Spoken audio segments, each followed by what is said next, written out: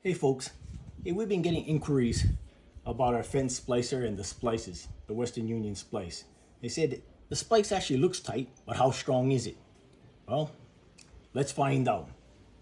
We put together this kind of a jig, jury rigged it together, and let's see how many pounds this splice can take.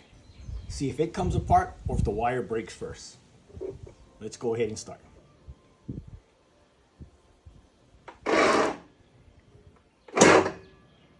Okay, we seem to be up to 494 pounds, still holding strong. Looks like we're at 668, still holding strong. 728, 766, 800. Doesn't seem like the splice is giving.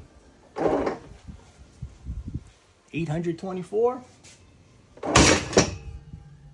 and finally broke. 824. Yet when we look at the damage here, take it out under this protective cover. Looks like it broke here, and our splice is still good.